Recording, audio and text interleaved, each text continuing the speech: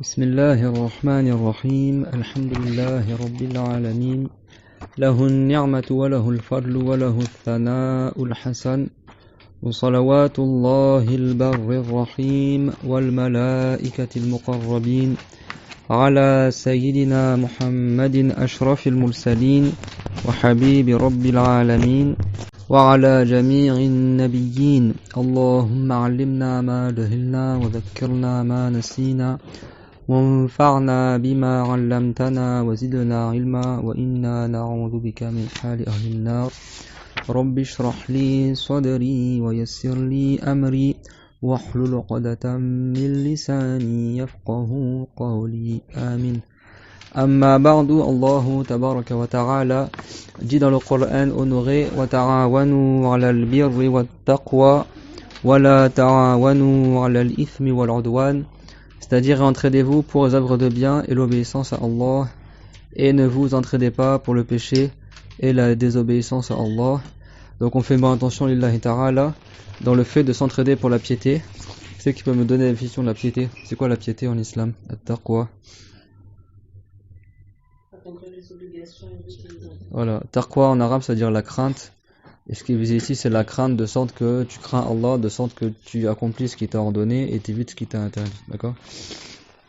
Et ça, nécessairement, il faut apprendre la religion pour pouvoir être pieux. Si quelqu'un, il n'est pas quelqu'un qui assiste au cours de religion, c'est impossible qu'il devienne pieux.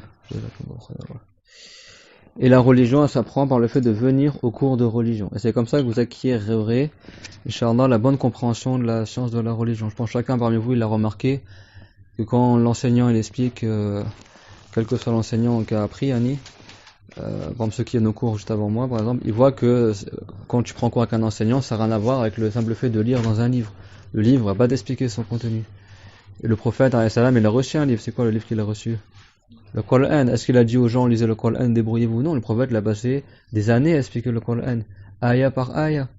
D'accord? Donc, pourtant le Coran, il n'y a pas d'erreur dedans. Et malgré ça, si quelqu'un il est tout seul, il va s'égarer en lisant le Coran. C'est dans le Coran ça. Dieu l'a dit, il égare beaucoup de gens par le Coran. C'est-à-dire ceux qui n'ont pas appris la religion et qui lisent le Coran tout seul, sans avoir appris les bases de la religion, ben ils s'égarent. Et ceux qui ont appris la religion, ben ils trouvent la guidance dans le Coran. Dieu l'a dit, Hudan lil muttaqin, que le Coran c'est une bonne guidance pour les gens qui sont pieux. C'est-à-dire que si quelqu'un suit le Coran de la bonne manière, il deviendra pieux. Il deviendra pieux. Et Dieu il a dit wala tamutunna illa wa antum muslimun ya ayyuhalladhina amanu taqullaha haqqa tuqatihi wala tamutunna illa wa antum muslimun. C'est-à-dire ô vous les gens qui avez cru, craignez Allah d'une véritable piété, en effet vraiment la vraie piété qui accomplit les obligations avec les interdits, et surtout ne mourrez qu'en étant musulman. Et surtout ne mourrez qu'en étant musulman. N'est-ce pas que Asya, c'est parmi les 5 meilleures femmes du monde? N'est-ce pas qu'elle a été torturée par Pharaon? N'est-ce pas qu'il l'a clouée au sol et sous la chaleur ardente du soleil? Qu'est-ce qu'elle a dit avant de mourir, Asya? Elle dit Ya Rabbi ibni li baytan fil jannah. Oh Allah, construis-moi une maison au paradis. Fais que j'ai une maison au paradis. Dieu l'a envoyé des anges qui sont venus au-dessus de Asya alayhi salam avec leurs ailes, ils ont fait de l'ombre comme ça au-dessus de Asya. Et Dieu, il a fait que Asya, juste avant de mourir, elle a vu la maison qu'elle aura au paradis. Alors que le paradis, il est encore plus loin que la distance entre Paris et Médine. Le paradis, il a des milliers d'années de marche de cette terre-là.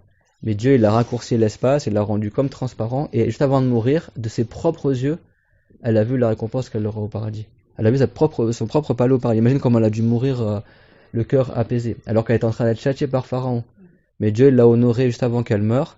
Et ça, c'est très important parce que les saints, Dieu, il renforce leur cœur au moment qu'ils meurent. Il y a des gens, au moment de mourir, ils quittent l'islam. Tellement ils souffrent. Le shaitan, Iblis, il arrive, même à ce moment-là, il arrive pour te garer. Quand tu meurs, t'as plus de salive, ta gorge, elle s'assèche. Des fois, t'arrives plus à parler. Ben, le shaitan, qu'est-ce qu'il fait souvent? Il arrive devant toi, comme ça, les autres, ils le voient pas, mais toi, tu le vois. Et dans sa main, il a un truc qui ressemble à de l'eau. Et dit, quitte l'islam et je te donne à boire. Et il y a des gens qui sont faibles, pour qui Dieu a voulu qu'ils meurent sur autre que l'islam. Et à ce moment-là, ils quittent l'islam. Et bien sûr, le shaitan ne va pas en donner à boire. Et après, juste après, il meurt. Et il meurt sur autre que l'islam. C'est pour ça que le prophète alayhi salam nous a enseigné d'invoquer Allah. On a envie que le shaitan ne nous égare pas au moment de la mort. C'est clair? Et ça, la personne qui est préservée en général comme ça, c'est celle qui, durant son vivant, elle a fait l'Écosse pour apprendre la religion, pour se préserver de la mécrance, pour bien apprendre la croyance, parce que le shaitan, il te lâchera pas. Shaitan, ça veut pas dire forcément que c'est Iblis, hein. Ça peut être ton Qarin ou un autre diable.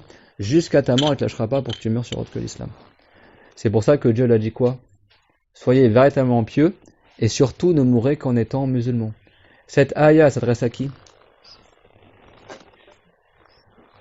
Qui c'est qui la répète, la ayah? Ya ayyuhal ladhina amanu. Qui c'est qui la connaît?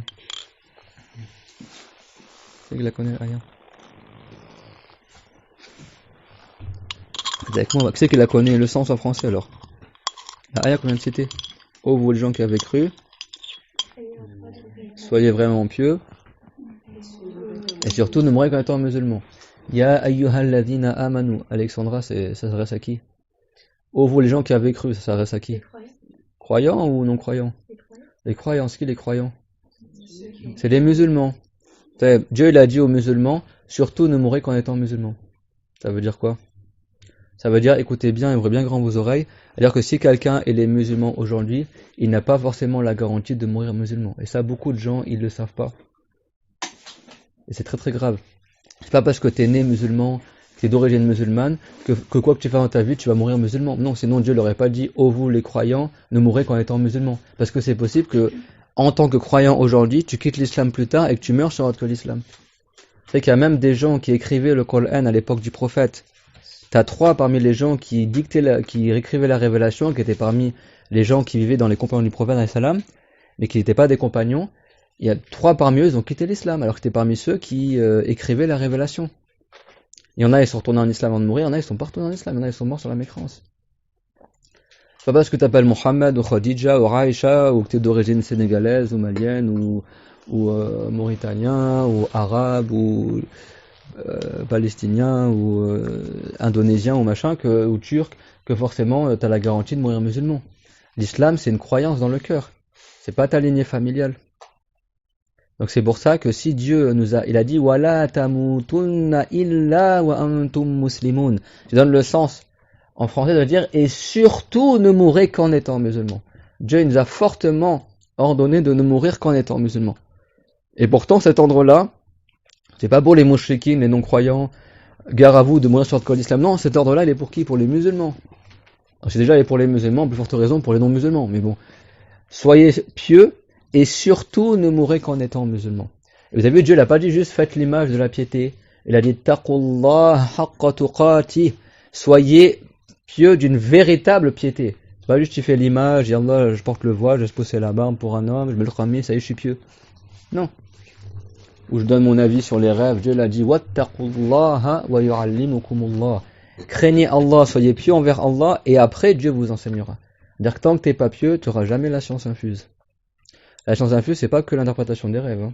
N'importe quelle science en dehors du minimum obligatoire, tu peux l'apprendre par science infuse. Si quelqu'un il a pris son minimum, devient un saint, imaginons, il est pieux, il pratique bien tout ça, c'est possible que Dieu il lui fasse apprendre la langue arabe. Ou alors que cette personne-là, il soit très fort dans l'art des stratégies militaires, par exemple. Ou alors que cette personne-là, elle arrive à comprendre du Coran ce que d'autres ils ne comprennent pas, comme ça se passait avec l'imam Ali ibn Abi Talib. L'imam Ali, il avait la science infuse. Il arrivait à comprendre du Coran des choses que d'autres compagnons ne comprenaient pas. Tellement il était un grand saint. Au point que les gens, ils pensaient que le prophète, alayhi salam, avait donné des sciences à Ali qu'il n'a pas donné à d'autres compagnons. C'est-à-dire que tellement, c'est que dans la religion, si tu as une forte compréhension, tu arrives à atteindre des sujets dans la religion que d'autres n'ont pas compris.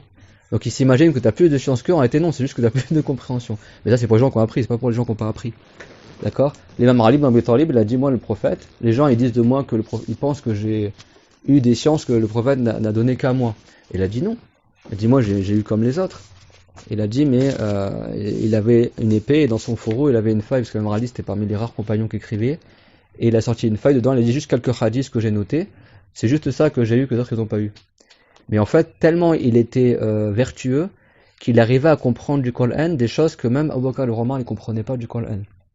Alors tous ils comprenaient le Coran de manière excellente. Mais lui, il arrivait à déduire des jugements et des choses tellement poussées et recherchées que c'est pour ça que les compagnons disaient Na'udhu billahi min mu'dilatin laysa laha Abul Hassan.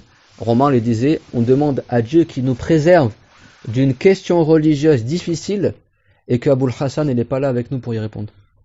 C'est qui Abul Hassan? C'est l'imam Ali ibn Abi Talib. Et comment il a eu cette forte compréhension dans la religion? En apprenant la religion avec un enseignant, il a appris depuis qu'il est petit avec le prophète Mohammed alayhi wassalam. Il a été pieux parce que c'est vrai que la piété, ça, c'est une cause pour qu'après Dieu, il te bénisse ta compréhension. T'as de la baraka dans ton cœur, dans ta compréhension, je t'imagine. C'est pas juste t'as de la baraka dans ton argent. Dieu, il fait descendre la baraka dans ton cœur. Ton cœur, il devient béni. Et quand ton cœur, il est béni, eh ben, il comprend des choses que d'autres ne comprennent pas. Et inversement, si quelqu'un fait beaucoup de péchés, eh ben, il n'arrive pas à comprendre la religion. T'as des gens, ils vont tout le temps au cours, ils comprennent rien du tout. Que Dieu nous présente cet état-là. Le plus grand, et ça c'est une catastrophe qui touche énormément de gens à notre époque, c'est le manque d'intelligence et le manque de compréhension. Et ça c'est pire, c'est la pire chose. Parce que même si quelqu'un il vient en cours, même si quelqu'un il entend l'islam, etc., s'il comprend pas ce que lui dit, ça lui sera pas utile tout ce qu'il entend comme science. Le plus grand bienfait que Dieu il donne à la personne, c'est la bonne compréhension. Ça c'est le plus grand bienfait. Parce que si t'as pas la compréhension, tu peux pas avoir l'islam. C'est clair, moi, tout le monde? Et vous avez vu, Dieu il a ordonné à chaque musulman responsable de quoi? De mourir qu'en étant musulman. Parce que Dieu l'a dit, Wala yarda li ibadihi al-kufar. Dieu n'agrée pas la mécréance pour ses esclaves. Et aussi parce que si quelqu'un il meurt sur autre que l'islam et il était responsable, c'est-à-dire qu'il est pubère, saint d'esprit, et il a entendu qu'il n'y a qu'un seul Dieu et que Mohammed est le prophète de Dieu, si quelqu'un il meurt sur autre que l'islam, il ira en enfer pour l'éternité, quoi qu'il ait fait comme bien dans le bas monde. Parce qu'il leur a manqué le plus grand des devoirs qui est le fait de croire en Dieu et en son messager. C'est clair pour tout le monde ça? Dieu l'a dit puis ils sont morts alors qu'ils étaient sur autre que l'islam, ils étaient sur la mécréance, alors Dieu ne leur pardonnera pas. C'est fini. Si quelqu'un il est vivant, c'est possible que Dieu lui pardonne sa mécréance et il rentre en islam. Comment la personne rentre en islam? Il n'y a qu'une seule manière d'entrer en islam. Par l'attestation de foi, les deux témoignages. C'est quoi deux témoignages? Il n'y a qu'un seul Dieu, c'est Allah, et Mohammed est le prophète de Allah. Tu peux le dire n'importe quelle manière que tu veux, tant que ça donne ce sens-là. Même si quelqu'un dit Dieu est unique, Mohammed est le prophète de Dieu, ça marche. Il n'y a qu'un seul Dieu, c'est Allah, et Mohammed est l'envoyé de Allah, ça marche. C'est bon? Il n'y a de Dieu que Dieu, et je témoigne que Mohammed est le prophète de Dieu, ça marche aussi. La ilaha illallah, Mohammed Rasulullah. La ilaha illallah. Muhammad Nabiyullah, Ashhadu an la ilaha illallah wa ashhadu anna Muhammadar Rasulullah. Ça marche, ça marche. Ashhadu an la ilaha illallah wahdahu la sharika la wa ashhadu anna Muhammadan abduhu wa rasuluhu. Tout ça, ça marche pour entrer en islam. Mais l'important, c'est que la personne, elle le dit dans une langue qu'elle prononce bien et qu'elle prononce bien le nom de Allah et le nom du prophète. Elle dit pas, je témoigne que Mahomet est le prophète de Dieu. Il n'y a pas de prophète qui s'appelle Mahomet, ou Mohamed, ou Mohamed, ou je sais pas quoi, ou Mahmed, ou je sais pas quoi. Non, d'accord. Mohammed, d'accord. Si elle sait pas dire Mohammed, elle dit Ahmed. Elle dit pas Amadou, d'accord. Elle dit Ahmed. Et si elle sait pas dire Ahmed, elle dit Abul Qasim. C'est bon? Non, mais c'est important. Parce qu'il n'y a pas de prophète qui s'appelle Ahmed, il n'y a pas de prophète qui s'appelle Mahomet, ou Ahmed, ou Mamadou, ou... D'accord? Bien sûr, on est... Après, dans nos pays respectifs, voilà, les Turcs ils vont dire Mohamed ou Mehmet, il y en a ils disent Mamadou. Bon, ça c'est les noms des gens, d'accord? Mais quand tu parles du prophète alayhi salam, faut que tu prononces bien son nom. Et pareil pour Allah, d'accord? C'est pas Allah, si tu sais pas dire Allah, tu dis Dieu, d'accord? Il y a qu'un seul Dieu, c'est Dieu, d'accord? Allah ou Ar-Rahman. Ar-Rahman, c'est connu que ça désigne Allah, d'accord? Et Mohammed ou Ahmed ou Abul Qasim. Parce que ces trois noms-là, c'est connu que ce qui visait, c'est le prophète Mohammed. Par contre, tu vas pas dire Taha, tu vas pas dire Yassine, tu vas pas dire Al-Mahi, Al-Raqib, les autres noms du prophète, ça marche pas. Le prophète, on le surnomme Mustafa aussi, Al-Mustafa. Parce que là, c'est pas évident que ce que tu vis, c'est le prophète Mohammed. C'est clair, mon tout le monde? Donc si quelqu'un, il est pas musulman, il veut entrer en islam, qu'est-ce qu'il fait? Immédiatement, bien sûr, il délaisse sa mécréance, il va pas... C'est pas quelqu'un, il croit que Jésus est le fils de Dieu, et puis il prononce des témoignages, là, il va pas être musulman. D'accord? Il faut qu'il délaisse la mécréance, il croit à la croix de l'islam dans son cœur, et il prononce l'attestation de foi, ou ce qu'on appelle shahadatayn, les deux témoignages. Et c'est pas obligatoire qu'ils le disent en arabe. Et si quelqu'un, il a du mal à prononcer, et que toi tu veux le faire rentrer en islam, c'est pas la peine de galérer, c'est pas dire Allah, elle dit Allah, t'as pas dit le ha à la fin, Muhammad, non c'est pas Mohamed, c'est Muhammad. Tu vas pas galérer avec lui, tu dis quoi? Tu lui dis directement, est-ce que tu témoignes qu'il n'y a qu'un seul Dieu, c'est Allah? Tu dis oui. C'est bon, premier témoignage validé. Est-ce que tu témoignes que Mohammed est le messager de Dieu? Il te dit oui, bah c'est fini. Et il a dit oui, c'est tout. Et oui, ça veut dire oui, je témoigne. Et c'est plus simple, plutôt que galérer, non, dis bien Mohammed, non, alors dis Aboul Qasim, non, dis Aboul Qasim. On peut dire Aboul Qasim ou Aboul Qasim. Les deux, c'est valable en arabe. Mais si tu sais que la personne, elle est pas forte en arabe, parce que le problème, Allah, tu peux traduire par Dieu. Mais Mohammed, tu peux pas le traduire. Tu es obligé de le dire en arabe. Donc en arabe, ça tu dis Mohammed ou Ahmed, ou alors tu dis Aboul Qasim avec la prolongation sur le A, Qasim ou Qasim. Qasim, c'est la langue du Yémen. Tout ça, c'est de l'arabe littéraire, c'est valable. Mais si tu sais que la personne, elle est vraiment très faible pour prononcer l'arabe, bah tu lui fais là sous forme de question. Bien sûr, en sachant qu'il va répondre oui, il va pas y répondre autre chose. C'est clair. Lui, il dit qu'il veut se convertir, tu dis, bah, est-ce que tu témoignes qu'il y a qu'un seul Dieu, c'est Allah? Il va te dire oui. Est-ce que tu témoignes que Mohammed est le prophète de Dieu? Il va te dire oui, et c'est bon. Il est rentré en islam. Même si lui, il n'a pas répété la phrase, il a juste dit oui. Parce que ici, dans le contexte de la discussion, on comprend que c'est dire oui, je témoigne. C'est clairement tout le monde. Et c'est une condition qu'il dise deux témoignages dans l'ordre. C'est pas, il dit d'abord, je témoigne que... Et c'est une condition qui n'est pas un temps trop long entre deux témoignages. Sinon, c'est pas valable comme attestation de foi. C'est clair. Et c'est une condition, bien sûr, qu'au moment où il témoigne, dans son cœur, il a la croyance des musulmans. Parce que si quelqu'un, dans son cœur, a la croyance des gens du livre, et témoigne 1000 fois pour rentrer en islam, il va jamais rentrer en islam. C'est clair, tout le monde, ça?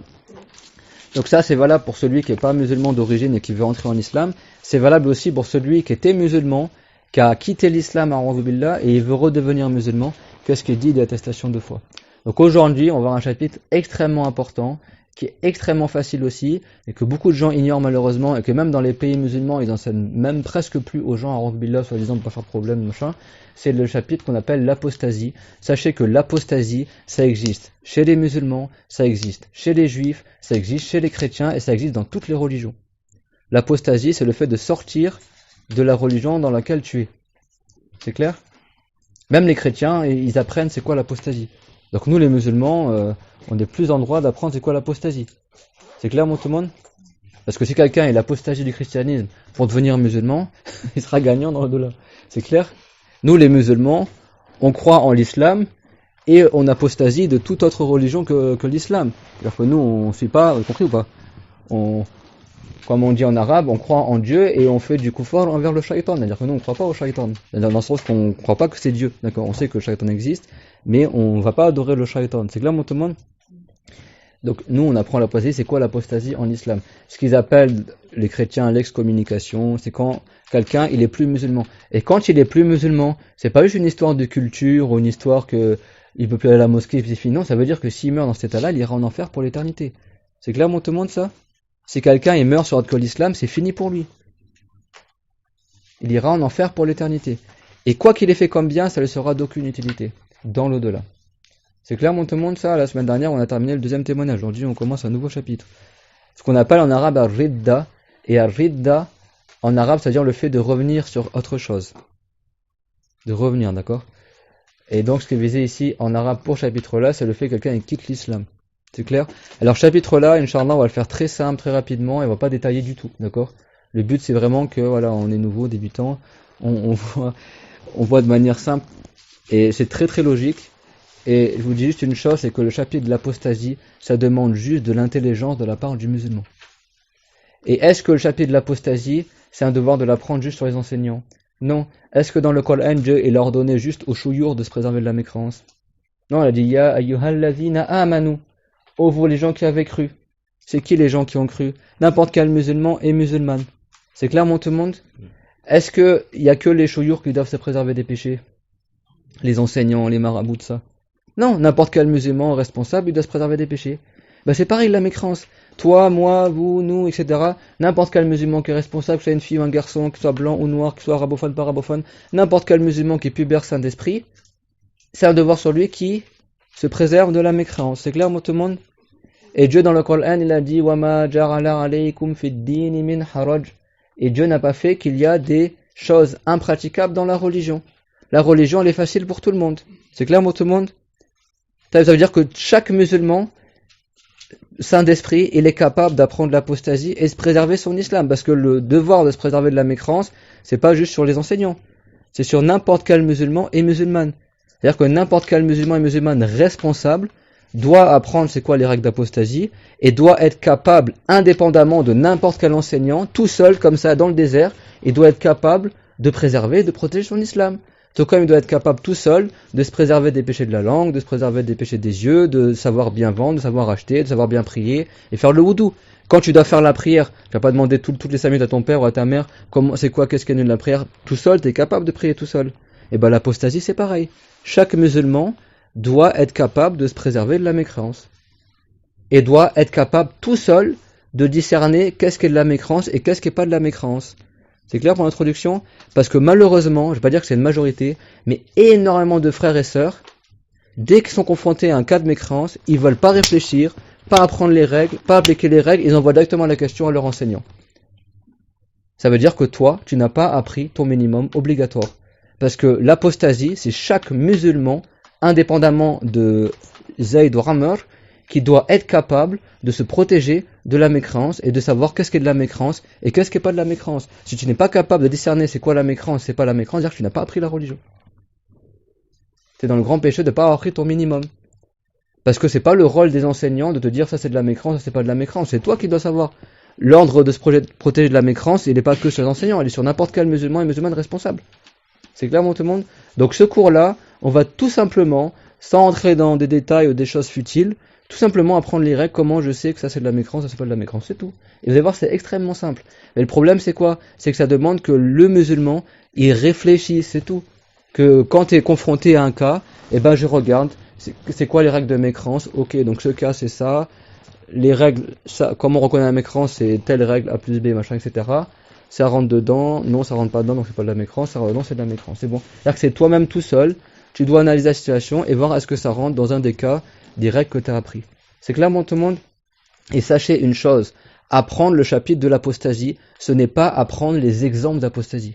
Si quelqu'un il passe sa vie à mémoriser les 1001 mes'ala de mécréance, celui qui dit ça il est plus musulman, celui qui fait ça il est plus musulman, c'est pas comme ça que tu vas te préserver de la mécréance. Parce que tous les jours, Iblis, il met des waswas aux gens, il diffuse des paroles de mécréance dans un film, dans un truc, etc. Où les gens, ils sortent dessus de leur tête. Tous les jours, il y a une nouvelle mécréance qui apparaît. C'est clair? Tu ne pourras jamais faire la liste de toutes les mécréances qui se passent dans le monde. C'est clair, tout le monde? En France, il y a des mécréances qui se font pas dans d'autres pays, par exemple. Et vice versa. À dire que, croyez pas que, en collectionnant les sujets de mécréance, c'est comme ça que tu vas éviter la mécréance. Non. Question-réponse, c'est pas du tout comme ça, mais au grand jamais, tu préserveras de la mécréance comme ça. Le seul moyen de te préserver de la mécréance, c'est d'apprendre les règles, les comprendre et savoir les appliquer au cas qui t'est confronté. C'est juste ça. Même si quelqu'un, il a mémorisé que 3 exemples dans sa vie. Ce que beaucoup de gens ne font pas. La plupart des gens, qu'est-ce qu'ils font? Ils sont totalement nuls pour l'application des règles, que Dieu améliore nos états, amin. Enfin, pas de vous, bien sûr, mais beaucoup de gens, ils n'apprennent pas les règles. Et après, ils apprennent juste celui qui dit ça, c'est de la mécréance, celui qui dit ça, c'est de la mécréance. Et ils savent même pas pourquoi c'est de la mécréance, des fois. Et des fois, surtout que les questions-réponses, ça s'applique pas à toutes les situations. Vous vous rappelez les rêves? Est-ce que les rêves, ils ont la même signification pour n'importe qui? Non. Des fois, la signification du rêve, elle varie en fonction de celui qui l'a vu. C'est-à-dire que quand un pieux, il voit un rêve, c'est pas la même signification que quand quelqu'un n'est pas pieux, il voit le même rêve.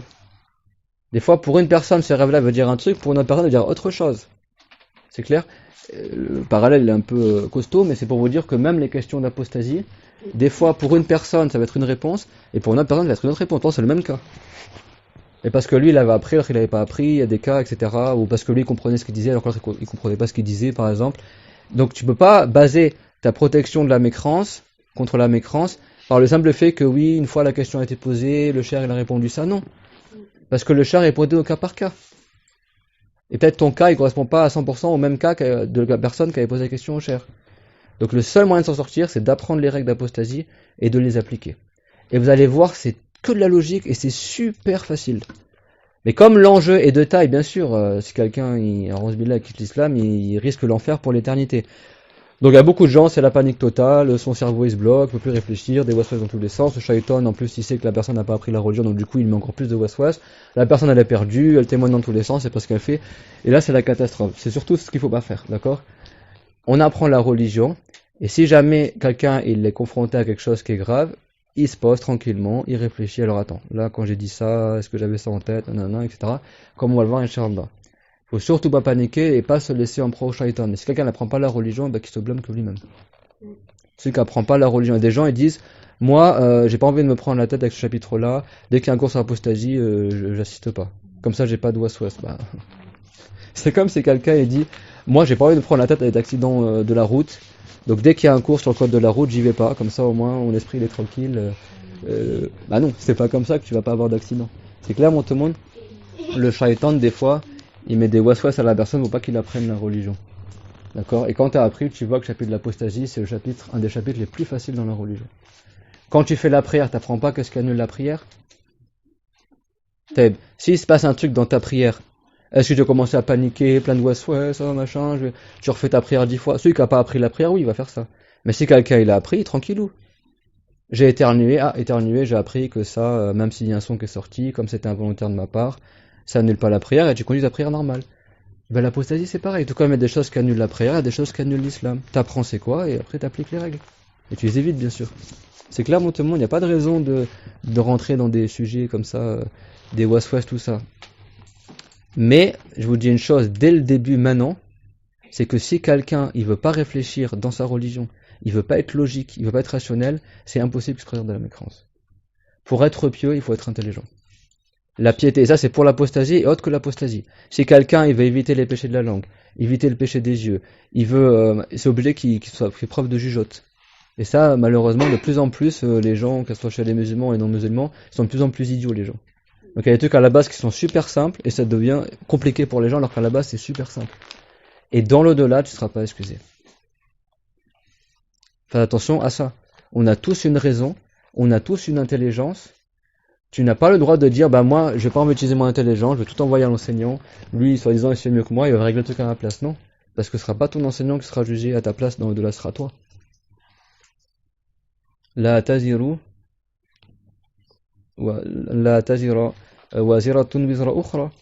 D'accord, c'est rapporté quoi dans les feuillets d'Ibrahim et de Moussa, comme ça dans le Coran, dans les livres révélés du passé, qu'une personne ne prendra pas le péché de quelqu'un d'autre. La tazira waziratun wizra ukhra. Dans le Coran. Donc, ce sera toi qui seras interrogé sur ce que tu as fait, pas l'enseignant. Donc, si quelqu'un ne veut pas réfléchir, il renvoie tout à l'enseignant, bah, peut-être que l'enseignant il a mal compris ta question, il va donner une réponse qui est fausse, par exemple. Et ce sera toi qui seras jugé. Parce que c'est un devoir, et l'enseignant aussi il est jugé bien sûr sur ce qu'il dit, mais ce sera un devoir sur toi de préserver ton islam, pas sur les enseignants. C'est clairement tout le monde ça? Donc la religion, elle est facile. Les règles d'apostasie, c'est de la pure logique. Parce que l'apostasie, c'est quoi? C'est quelque chose qui contredit le fait d'être musulman. Un musulman, par définition, ne va pas faire une chose qui contredit l'islam. C'est clair? Est-ce qu'un musulman, ça va lui traverser l'esprit de dire j'aime pas l'islam, ou j'aime pas Dieu, ou j'aime pas la prière, ou... Bah non, si t'es musulman, c'est que forcément t'aimes Allah, t'aimes la prière, t'aimes les symboles de l'islam. C'est clair? C'est pour ça que au bled, des fois, t'as des gens du village, n'importe quel pays. T'as des gens, ils ont... Des fois, ils savent même pas lire, même pas écrire, ils connaissent pas beaucoup de choses dans la religion, et t'as des gens beaucoup chez eux, t'en as plein, ça lui traverse même pas l'esprit d'insulter la religion, tellement il sait que c'est grave. Et pourtant, elle n'a pas fait d'études et machin. C'est-à-dire que la mécrance, c'est quelque chose de stupide à la base. Si t'es vraiment musulman, tu n'auras pas envie d'insulter le prophète, tu n'auras pas envie d'insulter un ange, tu n'auras pas envie d'insulter les mosquées, etc. Vous avez compris, c'est des choses, ça coule de source. C'est clair, mon tout le monde? Il faut pas... L'apostasie, c'est pas la foudre. C'est pas t'es là, tu marches tranquillement, paf, ah j'ai fait de la mécrance, ok bon, alors que t'as rien fait, non. Les mécrances, il y a toujours une cause pourquoi c'est de la mécrance. C'est clair? Et donc notez, il y a 3 causes qui vont sortir de l'islam. 3 causes. Ce qu'on appelle des rils. Alors, ce cours-là, franchement, celui qui ne note pas, qui se blâme que lui-même. Celui qui prend pas note dans ce cours-là, ça c'est le cours pour être préservé de l'enfer. Si c'est dans ce cours-là, tu prends pas des notes, quand est-ce que tu vas prendre des notes? Vous avez compris le sujet? Surtout que ce cours-là, je vais faire en sorte vraiment de vous citer, de vous faire un listing des règles, tout simplement les règles, les causes, sans, on va pas rentrer dans plein de détails, juste les règles, et t'as juste à les apprendre, les appliquer. Vous allez voir, c'est extrêmement simple, le chapitre de l'apostasie. Moi, je connais des gens à qui je donne cours depuis des années, ils me disent, mon chapitre préféré, c'est le chapitre de l'apostasie. T'as des gens, ils sont heureux quand je refais le chapitre de l'apostasie avec eux. Et t'as des gens, c'est le contraire, ils disent, ah, moi, je vais pas entendre parler de ça, dès qu'il y a le cours de l'apostasie, j'y vais pas. Eux, ils sont bernés par le shaitan. Le chapitre de l'apostasie, c'est extrêmement simple à la base. C'est logique, même des fois, c'est vrai que tu parles à quelqu'un du bled, il va dire, mais c'est évident, bien sûr, puis quand un musulman, il va insulter Dieu, ou etc. C'est clairement tout le monde ça. Donc il y a combien de causes d'apostasie? 3. C'est quoi? C'est les 3 causes qui font que la personne n'est plus musulmane. C'est difficile de mémoriser 3 choses. C'est difficile ou pas? Amadou, c'est difficile? 3 causes. Toute la mécréance qui se passe dans le monde, ça ne sort pas de ces 3 choses-là. C'est soit ça, soit ça, soit ça. N'importe quelle mécréance qui va se passer dans le monde, ou qui s'est passé, ou qui se passera, ou ce qui se passe actuellement, ça ne sort pas d'une de ces 3 catégories. La première catégorie, la première cause de mécréance, c'est parce que quelqu'un il a contredit la religion. C'est bon? Ça c'est la première. C'est bon? Ah bah, si vous voulez, vous notez. Ouais, c'est bon? Donc soit il tombe dans la mécréance parce qu'il a contredit la religion. C'est bon? Ce qu'on appelle, oui, contredire, démentir, c'est bon. Alors les termes, voilà, l'important c'est que vous compreniez le concept, c'est bon? Ce qu'on appelle en arabe le takzib, c'est bon? À dire, lui il considère que ce qui est dans la religion c'est faux. C'est clair, mon tout le monde? On lui dit il y a 5 prières obligatoires, il dit non, moi je suis pas d'accord, je dis qu'il y en a que 3 par exemple. Il a contredit la religion, c'est bon? On lui dit c'est interdit de manger le porc, il dit bah moi je dis que c'est permis, il contredit la religion. On lui dit le prophète était blanc, c'est rapporté dans le hadith, il dit bah dis moi je dis qu'il était noir, contredit la religion. On lui dit le voile c'est obligatoire et lui il sait que c'est obligatoire, il dit non moi je dis que c'est pas obligatoire. On lui dit, je sais pas moi, le prophète Mohammed c'est le dernier des prophètes, il dit non moi je dis pas que c'est le dernier des prophètes. N'importe quel sujet. On lui dit ça c'est sunna, il dit non moi je dis que ça c'est pas sunna. On lui dit ça c'est déconseillé, il dit bah moi je dis que c'est obligatoire. Vous avez compris? Vous avez vu, tu peux inventer mille et une choses. On lui dit t'as le droit de manger du chameau, il dit bah moi je dis qu'on n'a pas le droit de manger du chameau. Vous avez compris? Contredire la religion. C'est clairement tout le monde ça? Ça c'est une cause de mécréance. C'est-à-dire que si quelqu'un est contredit volontairement la religion, il est plus musulman. C'est bon? C'est-à-dire que lui il sait qu'en islam, telle chose est ainsi, et volontairement il dit autre chose, il dit le contraire. C'est clairement tout le monde? Est-ce qu'un musulman il va faire ça? Bah non. Vous avez compris ou pas? Si toi tu lis le Coran, dans le Coran Dieu il a dit wa aqimus salah et accomplissez la prière. Tu lis ça dans le Coran, tu sais que c'est marqué dans le Coran, et toi tu dis que tu es musulman, que tu crois au Coran. Tu vas dire ah bah moi je dis qu'il faut pas faire la prière. Bah non, c'est débile, vous avez compris ou pas? C'est-à-dire que l'apostasie, c'est une stupidité en fait de la personne. Comment toi tu sais que c'est comme ça dans l'islam et tu dis bah moi je dis que c'est pas comme ça. Vous avez compris le sujet? Ça veut dire que toi tu te moques de l'islam, ouais, t'en as rien à faire de ce que le prophète il a dit. Vous avez compris? Bah aucun musulman va faire ça. C'est sûr parce que s'il le fait, il est plus musulman. Mais vous avez compris? Non mais juste pour pas que vous voyez que c'est simple l'apostasie. Là normalement un vrai musulman il va jamais faire ça. C'est clair tout le monde ça? Par exemple, dans le hadith, le prophète il a dit ilbasul bayad, porter des habits blancs. C'est bon? C'est recommandé en islam de porter des habits blancs. Et quelqu'un il dit par exemple bah moi je dis que c'est pas bien de porter des habits blancs. Alors qu'il sait que le prophète l'a dit ilbasul bayad. C'est le meilleur de vos habits et le plus pur de vos habits. Parce que quand tu as un habit blanc, tu vois les taches, si jamais il y a du sang ou des impuretés, ça se voit sur ton habit blanc. Donc du coup, quand tu es habillé en blanc, en général, tu as plus de chances que ton habit soit propre et pur que si tu es habillé en noir. Après, le blanc, c'est sunna pour les hommes. Pour les femmes, il y a des détails. C'est pas dans l'absolu que c'est sunna pour les femmes de s'habiller en blanc. Par contre, c'est pas du tout sunna pour les femmes de s'habiller en noir. Ce qui est sunna pour les femmes, c'est d'être discrète. Le noir c'est discret, tu peux être discrète avec autre que le noir. Mais souvent les femmes elles s'habillent en noir parce que c'est moins visible, parce que c'est moins salissant. Ça veut pas dire que c'est mal de s'habiller en noir. Mais c'est pas sunna, le prophète l'a jamais dit aux femmes habillez-vous en noir. C'est clair tout le monde? Voilà. Donc par contre pour le blanc il a dit basul bayad. C'est clair tout le monde ça? Donc c'est quoi la première cause de mécréance? Contredire, démentir la religion, renier ce qu'il y a dans la religion. Utilise le mot que tu veux. Bon, vous avez compris c'est quoi le concept? Moi j'ai appris en arabe, donc je traduis takzibuddin, voilà takzib, démentir, contredire, renier. C'est-à-dire que tu sais que la religion est comme ça, et ça, attention, ce jugement-là, il concerne tout et n'importe quoi dans la religion. C'est pas uniquement celui qui rend interdit ce qui était permis ou celui qui rend permis ce qui était interdit. Vous avez compris ou pas? Ça peut être aussi celui qui rend recommandé quelque chose qui était obligatoire, par exemple. Tout en sachant que c'est obligatoire, il dit bah moi je dis que c'est simplement recommandé. Ou alors, quelque chose qui est déconseillé en islam, et dit, bah moi je dis que c'est interdit, ou moi je dis que c'est obligatoire, ou moi je dis que c'est recommandé. Il dit le contraire de ce qui est en islam. C'est clair, mon tout le monde? Même si c'est des histoires de couleurs, ou même si c'est pas des jugements. Par exemple, dans le hadith, c'est rapporté que le prophète était blanc. Et lui, il sait que c'est rapporté dans le hadith. Et il sait qu'il y a unanimité de tous les savants sur ça. Et lui dit, bah moi, voilà, l'Afrique, le pouvoir aux Noirs, bon, comme certains maintenant, ils sortent des trucs. Les Africains, c'est les meilleurs dans tout. Donc même le prophète était noir, soi-disant. Bah lui, il sort de l'islam. Pourtant, le fait que dire que le prophète est noir, il n'y a pas halal, haram, etc. dedans. Mais lui, il sait qu'en islam, c'est rapporté qu'il était blanc, et volontairement, il contredit la religion. Ben, il sort de l'islam.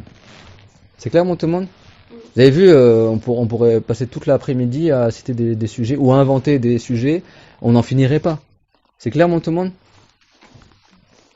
C'est bon pour tout le monde, ça? C'est pour ça que la religion, c'est pas n'importe quoi. Et bien sûr, quand est-ce que la personne tombe dans la mécrance? Si lui, il l'a fait en connaissance de cause. C'est lui, il savait pertinemment qu'en islam c'est comme ça, et volontairement il dit le contraire. C'est bon, Amadou? C'est pas quelqu'un, lui, une femme par ignorance, elle pensait que c'était sunna pour les femmes de s'habiller en noir, donc elle a dit c'est sunna pour les femmes de s'habiller en noir. Elle, on va pas dire qu'elle tombe dans la mécrance, parce qu'elle, quand elle a dit ça, et écoutez bien ce que je dis, on regarde toujours l'état de la personne au moment où elle a parlé, pas avant ou après. Au moment où elle a dit ça, est-ce qu'elle savait qu'en islam c'est pas sunna pour les femmes de s'habiller en noir? Elle le savait pas. Donc ça veut dire qu'elle n'a pas voulu contredire la religion. Parce qu'elle, quand elle a dit ça, elle pensait que sa parole était conforme à la religion. Donc elle tombe pas dans la mécréance, c'est bon? Parce qu'elle, dans son cas, elle n'est pas tombée dans le démenti. Mais attention, ça veut pas dire qu'elle tombe pas dans le péché. Elle tombe dans le grand péché à dire une parole qui est fausse. Dans tous les cas, t'as pas le droit de dire une parole contraire à l'islam. C'est clair, mon tout le monde? En islam, si tu sais pas, tu parles pas. Donc pourquoi elle a osé donner un jugement sans savoir? C'est clair, mon tout le monde, ça? Tout le monde a compris ces premiers cas de figure. Il y a plein d'exemples, on peut revenir dessus, mais il y a plein d'exemples qui rentrent dans ça, c'est bon? Par exemple, quelqu'un, il fait la prière, il sait que dans la prière, tu prosternes combien de fois dans une raka? Il y a combien de prosternations dans la prière? 2 fois. Et lui, il sait ça, il dit, bah moi, je dis qu'on se prosterne 3 fois. Là, tu vas pas appeler l'enseignant, c'est quoi son jugement? Il a dit ça. Tu réfléchis. Ça, c'est conforme à la religion ou contraire à la religion? Contraire à la religion. Quand lui, il a dit ça, il savait que c'est contraire à la religion ou pas? Il le savait.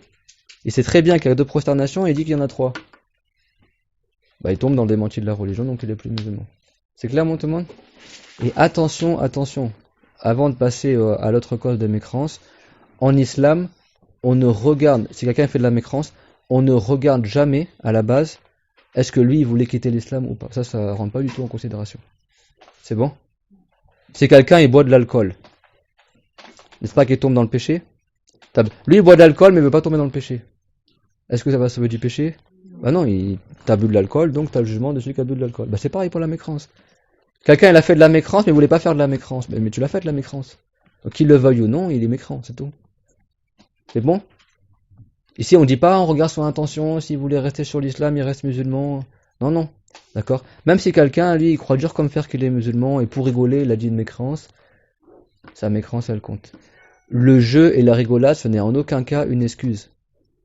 Et la colère, c'est en aucun cas une excuse. C'est clair, mon tout le monde? C'est quelqu'un pour rigoler, soi-disant, c'est une blague qu'il raconte. Il dit, ouais, bah moi je dis que le porc c'est halal. Et lui, il a dit ça, il le pense pas, ça, il le croit pas. Mais il dit ça pour rigoler, pour faire rire les gens. Bah, il tombe dans la mécrance. Même si lui, son intention, c'était de faire une blague, ou de faire un sketch, ou de jouer dans une pièce de théâtre, ou de faire un film ou machin, bah, il tombe quand même dans la mécrance. Même s'il n'était pas sérieux, même si lui, il croyait pas ce qu'il disait. C'est clair, mon tout le monde? C'est bon, mon tout le monde? Donc c'est quoi la première cause de mécrance? Contredire la religion. Vous avez vu, en réalité, il n'y a que 3 choses, mais il y a beaucoup de choses qui rentrent dedans. Après, deuxième cause de mécrance, c'est quoi? Le tashbih. Alors, c'est pas forcément dans l'ordre, mais c'est le fait de prétendre, de croire que Dieu ressemblerait à quelque chose. C'est bon? Dieu, comme on sait, Laïsa kamithlihi shay wa lam yakul lahu kufuwan ahad fala tadribu lillahi al-amthal. Bien sûr, le chapitre là, il est suite au cours qu'on avait fait avant, donc j'imagine que chacun parmi vous, il a pris les cours d'avant. Si quelqu'un il prétend que Dieu ressemble à telle ou telle chose, ben ça c'est une cause de mécréance. Donc n'importe quelle croyance ou parole qui revient à dire ou à croire que Dieu ressemblerait à une chose ou une autre, c'est de la mécréance. Alors là, pareil, tu peux faire rentrer des milliards et des milliards d'exemples dans ça. Quelqu'un il croit que Dieu c'est une lumière, il croit que Dieu c'est un soleil, il croit que Dieu il s'incarne dans ses créatures, il croit que Dieu est assis, il croit que Dieu est debout, il croit que Dieu fait la prière, il croit que Dieu il a une main, il croit que Dieu il a un visage. Quelle que soit la manière, d'une manière ou d'une autre, de près ou de loin, si tu dis quelque chose, tu crois quelque chose qui revient à dire que Dieu aurait une similitude avec ses créatures, ça c'est pas l'islam. Ça sort de l'islam, c'est bon? C'est clair? Et similitude, ça veut pas dire que tu emploies le même mot. Parce qu'on dit Dieu il voit, Dieu il entend, mais là le sens est différent, d'accord? Dieu il voit pas comme nous on voit, il n'entend pas comme nous on entend. Et la vision et l'ouïe n'impliquent pas que d'être un corps. C'est clair? Et n'implique pas d'avoir des yeux. Quand tu dors, tu vois des choses dans le rêve. Pourtant tes yeux ils sont ouverts ou ils sont fermés? Quand tu dors, tes yeux ils sont ouverts ou ils sont fermés? Ils sont fermés. Et tu dors dans le jour ou dans la nuit en général? Dans la nuit. Donc quand tu dors, tes yeux ils sont fermés. En plus, il fait tout noir. Et malgré ça, tu vois des choses pendant que tu dors. Donc ça prouve bien que la vision ne nécessite pas forcément d'avoir des yeux ou qu'il fasse jour, d'accord? Et ça ne nécessite pas d'être un corps non plus pour voir, d'accord? Dieu, il voit, et sa vision n'est pas comme notre vision à nous. Bon, bien sûr, nous pour voir, il faut qu'on soit un corps. Mais Dieu, il voit sans être un corps. Et sans avoir des yeux, et sans avoir besoin de la lumière. Avant, ils disent Dieu, il voit la fourmi noire dans la nuit noire, etc. C'est bon pour tout le monde, ça? Donc c'est quoi la deuxième cause de mécréance? Tashbih, c'est-à-dire le fait... Bon, moi on m'a dit c'est faux de dire faire ressembler. En français, faire ressembler, ça se dit pas. Donc soit tu dis par exemple assimiler Dieu à sa création, ou comparer Dieu à sa création, ou confondre Dieu avec sa création, dire que Dieu est comme sa création. Toute parole ou toute croyance qui revient à ça, c'est de la mécréance. C'est clair? Donc si quelqu'un dit Dieu c'est le Père, ou on est enfant de Dieu, c'est-à-dire que tu as comparé Dieu à une créature, c'est de la mécréance. C'est clair? Donc on dit pas Dieu c'est ma vie, on dit pas Dieu c'est mon soleil, on dit pas Dieu... parce que ça c'est une comparaison. Dieu c'est comme ma vie, Dieu c'est comme le soleil, ça c'est de la mécréance. C'est clair tout le monde? Faire attention, des fois les gens disent oui Dieu est dans mon cœur, il n'y a que Allah, ou Allah c'est toute ma vie. Ça c'est de la mécréance de dire ça. Dans ton cœur il n'y a pas Allah, Allah il prend pas la place dans un endroit. Même si tu as visé un sens figuré, le sens figuré il est faux. Parce que le sens figuré, c'est-à-dire que tu compares Dieu à quelque chose qui rentrerait dans ton cœur. Donc dans tous les cas, tu es en train de comparer Dieu à une créature. T'as compris? Attention, dans la religion, c'est pas n'importe... Surtout quand tu parles de Allah, c'est pas à chaque fois que tu fais un sens figuré, ça passe.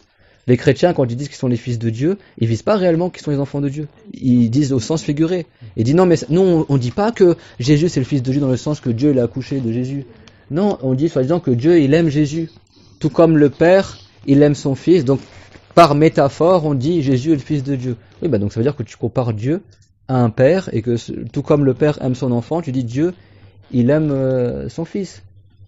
Il aime soi-disant Jésus. Ça veut dire que tu compares Dieu à sa créature, c'est aussi de la mécréance. Au sens propre, c'est de la mécréance, et au sens figuré, c'est de la mécréance. C'est vrai que dans le Coran, Dieu l'a dit, dans le sens, alors pourquoi Dieu vous châtie pour vos péchés alors? Parce que les chrétiens ils disaient Nahnu abna'ullahi wa ahibba'uhu. Nous sommes les fils de Dieu et ses bien-aimés. C'est-à-dire qu'eux, ils disent fils dans le sens bien-aimé. Et après, Dieu l'a dit, alors pourquoi Dieu vous châtiera pour vos péchés si vous êtes soi-disant les bien-aimés de Allah? C'est-à-dire que ces gens-là, ils ne sont pas excusés. C'est-à-dire que Dieu les a déclarés mécrants malgré le fait qu'eux, ils ont visé le sens figuré. À l'époque du prophète, quand les chrétiens disaient, nous, on est les fils de Dieu, et eux, ils visaient par cela, on est les bien-aimés de Allah. Alors déjà, ils ne sont pas bien aimés de Allah, parce qu'ils ne sont pas agréés par Allah Azza wa Jal. Mais même nous, les musulmans, si on est agréés par Allah, on ne dit pas on est les enfants de Dieu. Dans la langue arabe et la langue française, enfant, ça ne veut pas dire être agréé, ça veut dire t'es le fils, ou alors t'es comme le fils. Comme les mamans africaines, elles disent mon fils, parce que cette personne-là a le même âge que son fils, ou il aurait pu être comme son fils. Dans tous les cas, il y a une comparaison. Tu ne vas pas dire Dieu, il est comme mon père, hein, ou nous, on est comme les... Vous avez compris ou pas? Donc ça rentre dans quoi? Dans le tashbih. Et aussi dans quoi? Dans le démenti de la religion. Des fois, la mécréance, elle rentre dans plusieurs causes. Là, c'est à la fois un démenti de la religion et à la fois le fait de dire que Dieu ressemblerait à ce qu'il a créé. C'est bon pour tout le monde? Et Yamil a un exemple. Et la dernière chose, c'est quoi? Dernière cause, c'est ce qu'on appelle ta'til, c'est-à-dire le fait de nier l'existence de Dieu. Ou le fait de nier un attribut de Allah. Quand quelqu'un dit Dieu, il sait pas, ou Dieu il ne voit pas, ou Dieu il n'est pas tout puissant. C'est bon, Dieu ne crée pas le bien, par exemple. Dieu ne crée pas le mal, par exemple. Il nie un attribut de Allah, ou carrément il nie l'existence de Allah. Ça c'est la pire des mécréances. Il dit Dieu il n'existe pas. C'est la nature qui a créé les créatures, comme ça, par exemple. Ils disent, en France, ils disent c'est la nature qui a créé les créatures, et ils les appellent créatures, mais ils disent il n'y a pas de créateur. Alors, comment tu parles de créature, mais il n'y a pas de créateur? C'est stupide en fait. Et la nature elle-même, elle est créée. Comment une chose créée peut créer une chose qui est créée? Vous avez compris ou pas? Tu dis c'est quoi la nature? Bah c'est les arbres, c'est les animaux. Et bah, ces choses-là, tu les appelles créatures aussi. Donc la nature est aussi une créature. Donc, pour toi, la créature crée la créature? Et comment l'être humain, qui a de la science, qui a une vision, qui entend, il aurait été créé par la nature, et la nature, elle n'a pas de vision, elle n'a pas de science, elle n'entend rien du tout, elle sait rien du tout. Vous avez compris ou pas?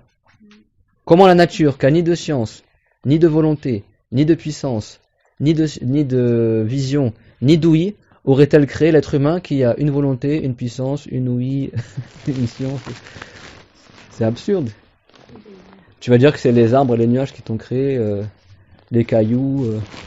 Le caillou, il n'arrive même pas à parler, et soi-disant, il a créé l'être humain qui a parlé. Tu leur dis c'est quoi la nature? Ils ne savent même pas c'est quoi la nature. Ah bah c'est les arbres, la mousse, ben, ça s'est créé aussi. Ça tourne en rond leur truc. Tu as compris ça? Donc ça, c'est la pire mécréance, ce qu'on appelle le ta'til, le démenti de Allah. Le fait de dire que Dieu n'est pas. Tu peux appeler ça l'athéisme. Comme ils disent les communistes. Les communistes, là-bas, c'est des athées. Soi-disant, tout est apparu tout seul. N'importe quoi. C'est bon pour tout le monde ça? Et voilà. On a terminé soi-disant le chapitre de l'apostasie. C'est ça. Tu trouveras jamais dans le monde une mécréance qui sera autre que les trois choses qu'on a citées. Mais c'est facile le chapitre de l'apostasie. Soit quelqu'un quitte l'islam parce que il a démenti volontairement la religion, soit il a quitté l'islam parce qu'il a prétendu que Dieu, ou il a cru que Dieu ressemble à ce qu'il a créé, ou soit il a quitté l'islam parce qu'il a renié Dieu, ou il a renié un des attributs de Allah. C'est clair mon tout le monde? Et donc ça, c'est ce qu'on appelle les causes de mécréance. C'est-à-dire que s'il y a quelque chose qui a été dit, ou quelque chose qui a été fait, et tu vois que cette parole-là, ou cet acte-là, ou cette croyance-là, elle entre dans aucune de ces trois choses-là.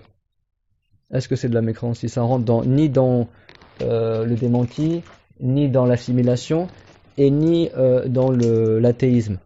Est-ce que c'est de la mécréance? Ben c'est pas de la mécréance. Si tu vois que ça rentre ni dans ça, ni dans ça, ni dans ça, c'est que c'est pas de la mécréance. Et donc c'est comme ça que toi tu reconnais c'est quoi la mécréance, que c'est pas de la mécréance. D'ailleurs c'est plus complexe que ça, mais vous avez compris ou pas? C'est-à-dire que quand l'enseignant, ou quand le savant, ou quand le musulman qui a appris la religion, il veut savoir est-ce que sa parole c'est de la mécréance ou pas, est-ce que son acte c'est de la mécréance ou pas, est-ce que sa croyance qu'il a eue c'est de la mécréance ou pas, tu regardes. Est-ce que ma croyance que j'ai eue, elle comprend un démenti de la religion? Si c'est non, ok, c'est pas ça. Est-ce que ma croyance ça revient à dire que Dieu ressemble à ce qu'il a créé? Non. Est-ce que ma croyance ça revient à renier Dieu, s'attribuer? Non. Bah si tu vois que c'est non dans les trois trucs, ça veut dire que ta croyance c'était pas de la mécréance. C'est bon? Ça veut pas dire forcément que c'était pas haram. C'est bon quand on dit qu'il n'y a pas de mécréance, ça veut pas dire forcément qu'il n'y a pas de péché. Dans tous les cas, rentrer dans un jugement religieux sans savoir c'est haram. Donc ça veut dire que normalement, si tu appliques cette règle-là, tu ne seras jamais confronté à un cas de mécréance. Parce que si quelqu'un il dit pas une parole tant qu'il connaît son jugement, il va jamais se retrouver à demander le jugement de sa parole, parce que lui, il veut pas rentrer dans un truc dont il sait pas le jugement. C'est clair, mon tout le monde? Ceux qui disent oui, j'ai fait ça, je veux savoir est-ce que c'est de la mécréance ou pas. Ben, qu'est-ce qu'on lui dit? On dit, mais déjà, comment t'as osé faire une chose sans savoir c'est quoi son jugement? T'as compris? Donc déjà, si tu veux être préservé de la mécréance, et ben déjà, applique cette règle-là qui est dans le Coran, wala taqfu ma laysa laka bihi ilm. Ne t'engage pas dans ce que tu ne connais pas. C'est aussi simple que ça. Et qu'est-ce qu'a dit le prophète alayhi salam? Dar ma yaribuka ila ma la yaribuka. Délaisse ce qui te rend mal à l'aise pour quelque chose dans lequel tu es à l'aise. C'est-à-dire si tu vois qu'il y a un truc qui est bizarre, tu sais pas trop c'est quoi son jugement machin, bah tu le fais pas, c'est tout, tu rentres pas dans ça. C'est clair mon tout le monde? C'est quoi les trois causes de mécréance alors? Contredire la religion, ça veut dire que lui il sait que dans la religion c'est comme ça et volontairement il dit le contraire, c'est bon? S'il le fait par ignorance, ça on le détaillera plus tard, Inch'Allah. Après, prétendre ou croire que Dieu ressemblerait à ce qu'il a créé. Ça c'est la mécréance des Wahhabites par exemple. Les Wahhabites ils disent Dieu il a une main, Dieu il descend, Dieu il monte. Ils sont tombés dans plein de mécréances. Hein, et la troisième c'est quoi? Ta'til, d'accord? Renier Dieu. Renier Dieu. Si quelqu'un il croit que le monde n'a pas de début, que le monde il existe depuis toute l'éternité avec Dieu, bah lui il a renié Dieu. Pourquoi? Parce que c'est comme s'il avait dit Dieu n'a pas créé le monde. Et Dieu il est Dieu parce qu'il est le créateur. Donc si tu renies que Dieu a créé le monde, c'est comme si tu disais que Dieu il n'est pas le créateur. Et ça rentre dans le démenti et dans le ta'til. Vous avez compris ça? Voilà. Et on termine en disant que donc il y a 3 causes de mécrance. Et tout comme il y a 3 causes de mécrance, vous allez voir c'est super facile, il y a 3 sortes de mécrance, d'accord? 3 et 3, c'est bon? Donc les 3 causes de mécrance, on les a notées, d'accord? Tu peux les appeler aussi les 3 portes de mécrance. C'est bon? Les 3 portes, ou les 3 causes, c'est le même sens, c'est bon? 3 portes de mécrance, tajbi, ta'til, et c'est bon? Alors ce cours-là, je vais pas ouvrir la porte aux questions dans tous les sens, c'est bon? Je vous donne, oui, non mais, je parle pas de vous en particulier, mais c'est juste, ça me fait penser à ça. Croyez pas que ça va être Dar al-Ifta, je suis pas un moufti, d'accord? C'est pas chacun amène toutes ses masaïl. Moi, je vous enseigne les règles, après vous débrouillez avec les règles, d'accord? Et je vais faire tout mon possible pour que vous n'ayez pas besoin de moi. C'est-à-dire que je veux au maximum, Inch'Allah, pour qu'on, les règles de base, c'est bon? De toute façon, on est débutant, on va pas voir tout dans l'absolu. D'accord? Mais, les règles de base, et après, vous vous débrouillerez avec ça. C'est quoi votre question? C'est pas une question concernant l'exemple, Ouais. pas ça du tout. Quand vous dites, celui qui contredit la religion volontairement en connaissance de cause. C'est-à-dire que lui, il sait que sa parole, elle est contraire à ce qu'il y a dans la religion. D'accord. Et celui qui ne sait pas? On détaillera plus tard. Là, pour l'instant, c'est les grands... Ouais, là, c'est les grands... Alors, bon, je vais répondre maintenant, d'accord? Sait-on jamais, peut-être on va mourir avant. Donc, positivement. Non, mais on sait jamais, hein. On n'est pas des prophètes. Donc, mais parce que j'ai pas envie, en fait, il y a des enfants, il y a des adultes, il y a des anciens, il y a des nouveaux. J'ai pas envie que les gens ils soient perdus et qu'il y a trop de détails, ils vont être mélangés. D'accord? Mais juste, je vais répondre à sa question, mais juste, tout le monde écoute et il ouvre bien grand ses oreilles. C'est très facile. C'est bon ou pas? Dans la religion, il y a 2 types d'informations. Alors, si vous êtes fort pour faire des arbres, d'accord? Carte mentale, forestier, tout ça, faites des petits schémas, il n'y a pas de souci, d'accord? Donc, le papier, ça vient de quel mot grec? Papelos, d'accord? Papelos en grec, ça veut dire l'arbre, d'accord? On l'appelle le papier parce qu'il est fabriqué à partir de l'arbre, d'accord? Donc vous, vos cours, si vous voulez, revenez en mode de papier papelos, faites des petits arbres, d'accord, pour le cours. Donc, on a dit, si quelqu'un il contredit la religion, sciemment, il tombe dans la mécrance sans aucun détail, c'est bon? Lui, il sait qu'en islam c'est comme ça, tout en se rappelant que c'est comme ça, il dit le contraire. Oui, volontairement, c'est bon pour tout le monde a compris ça. Bon, vous êtes tous d'accord avec moi que c'est stupide de faire ça. Il faut vraiment ne pas vouloir être musulman, même si lui il veut rester musulman, c'est débile en fait. Tu sais qu'en islam c'est comme ça, et personne ne va faire ça parmi les musulmans. C'est bon ou pas? Ouais. Maintenant la question c'est que si lui il savait pas, alors personne n'y répond à ma place, c'est bon, vous avancez avec moi, c'est pas votre esprit il part plus loin que ce que j'ai dit, était là, et puis après tu dis mais en fait moi directement j'avais répondu ou j'ai pensé ça, du coup non, d'accord, on avance petit à petit. Si lui il savait pas, il y a des cas où c'est de la mécrance quand même, il y a des cas où c'est pas de la mécrance, c'est bon? Alors, en islam, il y a 2 types d'informations, on va pas rentrer dans les détails, grosso modo, vraiment, ce cours-là je vais vraiment vous donner la crème de la crème de la crème, c'est bon? Il y a plein de détails qu'on verra pas, je vais vous donner vraiment ce qu'il faut savoir, c'est bon? Pour se préserver de la mécrance. Dans la religion, il y a des choses que tu ne sauras jamais, tu n'as déjà pas entendu. Dans la religion, il y a des choses que tu ne sauras jamais si on te les a pas dites. C'est clair, tout le monde? Et pour vous rassurer, peut-être 90% des choses dans la religion, si tu les as pas entendues, tu pourras pas le savoir. C'est bon? C'est pour ça qu'on vient apprendre la religion dans un cours, sinon on n'aurait pas d'enseignant. La grande, même plus que 90% des choses dans la religion, tu ne le sais juste parce qu'on te l'a dit. Comment tu sais qu'il faut jeûner le Ramadan, comment tu sais que telle chose annule le voudou, qu'il y a 17 pieds dans la prière, si tu n'as pas appris la religion, tu ne pourras pas le savoir. Que tu peux pas manger le porc, que c'est interdit de mentir, que c'est interdit de boire de l'alcool, si tes parents ne te l'avaient pas dit, tu l'aurais jamais su par exemple. C'est clair? Donc les choses qu'on appelle samariyat, les choses que tu ne sauras que si tu les as entendues, dans cette catégorie-là, c'est clair ce que je dis ou pas? Les choses que tu ne peux savoir que si on te le dit, ces choses-là, dans tous les cas, c'est haram de dire un truc qui est faux dans la religion, c'est bon? Mais si quelqu'un, lui, il a jamais entendu ces choses-là, et donc par ignorance, Par ignorance, c'est bon, deux choses. Par ignorance. En croyant que ce qu'il va dire, c'est conforme à la religion. Mais lui, par ignorance, il pensait que ce qu'il dit, c'est l'islam. Mais en fait, c'est pas l'islam ce qu'il dit. Mais lui, il savait pas. Et c'est une chose qu'il ne peut savoir que s'il l'a entendu. C'est clair?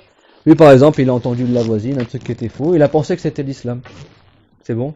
Sa voisine, elle lui a dit, voilà, il y a 3 prières à faire le jour et la nuit. Lui, il a entendu ça quand il était petit. Il a jamais entendu autre chose que ça. Et donc, il pensait que l'islam, c'était ça. Donc, il a cru ça, il a dit ça. Mais lui, il savait pas que ça, c'est contraire à l'islam. Est-ce que lui, il peut savoir la vérité si on lui a pas dite? Pour ce sujet-là, il pourra jamais le savoir tout seul. Taïb. Bah, si lui, il dit, il y a que 3 prières à faire tous les jours, en ayant pour croyance que sa parole, c'est conforme à l'islam, alors bien sûr, il tombe dans le grand péché de dire un truc qui est faux, dans la religion, mais il tombe pas dans la mécrance. Pourquoi? Parce que cette chose-là qu'il l'a contredite, il ne pouvait le savoir que s'il l'avait entendu. Et lui, il l'a pas entendu. C'est clair, mon tout le monde? Donc, je répète, les sujets de la religion qu'on ne peut connaître que par la transmission, comme par exemple quoi? Les anges. Si on nous avait pas dit que les anges existent, t'aurais pu savoir que les anges existent? Non. Par exemple, le jour dernier. Si quelqu'un n'a jamais entendu quel jour dernier, il va savoir quel jour dernier? Non. Si quelqu'un n'a jamais entendu qu'il y avait un prophète qui s'appelait Moussa, il va savoir qu'il y a un prophète qui s'appelait Moussa? Non. L'existence des djinns, l'existence du paradis, l'existence de l'enfer. Tu peux pas le savoir. Même le fait que le prophète Mohammed est l'un des prophètes, tu peux pas le savoir tout seul, ça. C'est pas un truc logique. Il y aurait pu avoir un prophète. Donc tout ça, si quelqu'un, il savait pas cela, et il dit le contraire, il tombe pas dans la mécrance. Mais ça veut pas dire qu'il tombe pas dans le péché. D'accord? C'est très grave qu'il dit une parole tout seul de sa tête sans savoir. C'est clair? Mais il tombe pas dans la mécrance. Pour quel type de sujet? Des sujets qu'on ne connaît que par la transmission. Et qu'il est incapable de dire tout seul. C'est bon, tout le monde? Donc là, on dit quoi? Son ignorance le sauve de la mécrance, mais le sauve pas du péché. Parce que dans tous les cas, elle n'a pas le droit de dire un truc contraire à la religion, c'est bon? Donc on dit, il tombe dans le grand péché, mais il tombe pas dans la mécrance, s'il a contredit la religion, sans savoir que sa parole ou sa croyance était contraire à la religion, c'est bon? Et c'est des sujets que lui, il ne pouvait savoir que si on lui a dit. C'est clair, mon tout le monde? Comme c'est le cas de beaucoup de gens aujourd'hui. De toute façon, la plupart des mécrances qu'on a dans le monde, c'est le fait de contredire la religion. C'est clair? Et la plupart des sujets dans lesquels les gens y contredisent la religion, c'est des sujets que tu ne connais que par la transmission. Donc en fait, il y a plein de gens dans le monde qui contredisent la religion, mais leur ignorance qu'ils sont en train de contredire la religion les sauve de la mécrance. Mais bon, ça ne sauve pas des péchés. C'est bon? Il reste quoi? Il reste une toute petite partie des informations dans la religion qui, elle, par contre, t'as pas besoin d'enseignants pour les savoir. C'est bon? Et ça, c'est très très peu de choses dans la religion, et c'est que dans la croyance. C'est pas dans les ce qui est halal, haram, etc. C'est que dans la croyance. Et c'est quoi? Ces attributs de Allah qui sont obligatoirement, les attributs de Dieu sont la raison que Dieu voit tout, qu'il entend tout, qu'il est tout puissant, qu'il est unique, qu'il n'a pas d'associé, qu'il a besoin de rien, qu'il n'a pas de début, qu'il n'a pas de fin, que sa parole c'est pas un son, c'est pas des lettres, c'est pas une langue, que Dieu prédestine toutes choses, que Dieu écrit toutes choses selon une sagesse. Tout ça, c'est des choses, même si tu n'as jamais pris cours de religion dans ta vie, tu peux le savoir tout seul en réfléchissant. Bien sûr, si tu es intelligent. Mais le fait que tu sois bête, c'est pas une excuse dans l'au-delà. Tu dois faire l'effort de réfléchir. C'est clair, mon tout le monde? Oui. Et également, les attributs des prophètes, qui sont obligatoirement sont la raison pour les prophètes. Ça, c'est le cours de la semaine dernière. Que les prophètes sont préservés de la mécrance, des grands péchés, des petits péchés de bassesse, qui sont préservés de tout ce qui éloigne les gens de l'islam, qui sont tous beaux, extrêmement intelligents, éloquents, qui font pas de lapsus dans la religion, qui parlent pas de manière involontaire, etc., etc. Tout ça, tu peux le savoir tout seul sans avoir appris la religion. C'est clair? Donc, si quelqu'un, il contredit une de ces choses-là, quoi qu'il fût ignorant, il n'est pas musulman. C'est clair? Alors la cause qu'il n'est pas musulman, on ne dit pas, pour être précis dans les termes, on ne dit pas c'est parce qu'il aurait pu le savoir tout seul. Non, la cause qu'il n'est pas musulman, c'est parce que cette personne-là n'a jamais eu la foi. Parce que pour avoir la foi en Dieu et en son messager, il faut connaître Dieu et connaître son messager. Je répète, pour avoir la foi en Dieu et en son messager, il faut connaître Allah et connaître son messager. Or, si quelqu'un, il dit ou il croit que Dieu n'est pas tout-puissant, ou que Dieu ne voit pas, ou que Dieu n'entend pas, etc., c'est-à-dire qu'il n'a pas connu Dieu. Et si quelqu'un n'a pas connu Dieu, c'est-à-dire que depuis le départ, il n'est même pas musulman, en fait. Sa foi, elle n'a même pas été engagée, enclenchée. Vous avez compris ou pas? Si quelqu'un il croit qu'un prophète il ment, ou qu'un prophète il était pervers, ou qu'un prophète était laid, ou qu'un prophète il était traître, c'est-à-dire que lui il n'a jamais eu la foi au prophète en fait. Il n'a pas connu c'est qui le prophète. Vous avez compris? C'est-à-dire que d'emblée, dès le départ, il n'a jamais été musulman cette personne-là. Donc il n'est pas excusé, parce que pour être excusé, il faut que tu aies un minimum de foi, et en plus de ce minimum de foi-là, quelqu'un a fait quelque chose de grave, mais tout en conservant son minimum de foi. Donc là, il y a des cas où il est excusé, c'est clair. Mais si le gars, il a même pas validé son minimum de foi, il sera jamais excusé, parce que dès le départ, il a même pas eu la foi. Sa foi, elle est même pas, vous comprenez? Oui, elle est même pas valable, c'est-à-dire en arabe, il met un mot qui est plus clair encore. Il dit, man raqada imanuhu, ça veut dire, sa foi, elle est même pas enclenchée. Elle a même pas démarré, en fait. Il a jamais été musulman, la personne. Si quelqu'un, il croit que Dieu c'est un corps, il a jamais connu Dieu. Si quelqu'un, il croit que Dieu est un corps, on dit pas, il a cru en Dieu. Il sait même pas c'est qui Dieu, en fait. Vous avez compris ou pas? Pour croire en une chose, il faut que tu connaisses cette chose-là. Et connaître Dieu, c'est connaître qu'est-ce qui est digne de Dieu, qu'est-ce qui est obligatoire concernant Allah, qu'est-ce qui est impossible chez de Allah, et qu'est-ce qui est possible chez de Allah. Donc si quelqu'un il sait pas ces sujets-là, il sait même pas c'est qui Dieu, donc comment tu peux dire qu'il est excusé pour la mécrance? Le gars il sait même pas c'est qui Allah. Et c'est pareil pour les prophètes, c'est clair? Et attention, c'est précis la religion. J'ai pas dit si quelqu'un il renie les attributs de Dieu. On parle des attributs qui sont obligatoires selon la raison concernant Allah. C'est-à-dire que la raison n'accepte pas que Dieu n'ait pas ces attributs-là. C'est-à-dire les 13 attributs qu'on a appris, et le fait aussi que Dieu ait créé toutes choses selon une sagesse, et le fait que Dieu il prédestine toutes choses. C'est clair? Ça rentre aussi dans les choses que tu peux savoir tout seul. C'est clair? Mais on dit pas comme ça, on dit pas comme ça dans l'absolu, si quelqu'un il contredit une chose qu'il aurait pu savoir par la raison, c'est de la mécrance. Ça, c'est pas une bonne formulation. La bonne formulation, c'est que si quelqu'un y croit ou il dit quelque chose qui remet en cause le fondement des deux témoignages, alors il est plus musulman. C'est bon? Parce que le théorème de Pythagore, c'est quoi le théorème de Pythagore? Le carré de l'hypoténuse égale la somme. C'est quel théorème où ils disent la somme des trois angles d'un triangle, il fait je sais plus combien de degrés? 180 degrés. Ça c'est quel théorème? Thalès? Thalès, voilà. Bon, le théorème de Thalès, c'est un truc que tu peux savoir rationnellement. C'est bon? Théorème de Thalès, tu réfléchis, tu peux le trouver tout seul. C'est bon? Mais si quelqu'un, par ignorance, il pensait que c'était faux, on va pas dire qu'il est mécréant, c'est bon? T'as compris ou pas? Donc, mais si quelqu'un, lui, il a pas cru en Dieu dès le départ, il est pas musulman. C'est clairement dit, au niveau des formulations. On dit pas comme ça de manière absolue, si quelqu'un, il contredit un truc que tu connais par la raison, il sort de l'islam.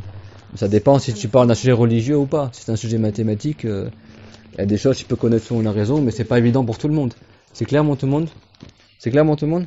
Mais dans la religion, si quelqu'un il contredit quelque chose qu'il aurait pu connaître tout seul par la raison, c'est de la mécrance. C'est clair? Mais dans la religion, pas en dehors de la religion. C'est clairement tout le monde?